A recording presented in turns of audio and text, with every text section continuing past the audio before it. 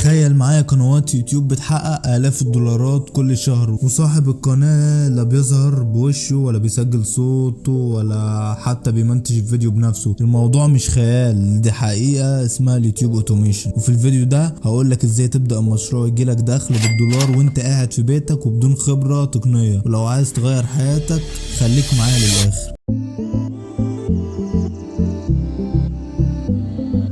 اول حاجة تعالوا نفهم يعني ايه يوتيوب اوتوميشن. الموضوع ببساطة انك بتنشئ قناة يوتيوب، وبدل ما تسجل فيديوهات بنفسك بتعتمد على طريقة ذكية وفيها فريق بيشتغل معاك او ادوات بتساعدك تمنتج محتوى كامل بشكل اوتوماتيكي. يعني انت صاحب الفكرة والقناة، وفريقك او الادوات اللي معاك بتعمل الباقي. حد بيكتب سكريبت، حد بيجمع صور او فيديوهات، حد بيركب صوت، ممكن يكون صوت ذكاء اصطناعي، واخيرا المونتاج. وبعد كده ترفع الفيديو على قناتك، ومع الوقت بتبدأ تحصد ارباح. طيب ايه انواع القنوات اللي تنفع في الموضوع ده؟ في قنوات قصص، قنوات ملخصات افلام، قنوات اخبار العاجلة، قنوات حقائق وغرايب، قنوات مراجعات منتجات، قنوات تحفيزية وصوتيات ملهمة. كل نوع من دول عليه طلب عالي. ممكن تلاقي قنوات بسيطة جدا محققة آلاف الدولارات شهريا. ايه اللي انت محتاجه عشان تبدأ؟ اختيار نيتش مربح، البحث عن محتوى قانوني او مرخص عشان مفيش مشاكل مع اليوتيوب وكده. يعني تجهز خطة نشر فيديوهات منتظمة، استخدم ادوات مجانية ومدفوعة تساعدك زي لصناعة الفيديوهات انفيديو وبيكتوري، لكتابة السكريبت شات جي بي تي عادي يعني، وموقع بيكساباي وبيكسلز للصور والفيديوهات المجانية، وبرامج مونتاج بسيطة زي كاب كات او ادوبي بريمير. عايز اقولك اليوتيوب مش مشروع بينجح في يوم وليلة، لازم صبر واستمرارية. اول هدف ليك هو تحقيق شروط الربح، 1000 مشترك ولا 4000 ساعة مشاهدة. وبعد كده تبدأ القناة تجيب دخل ثابت،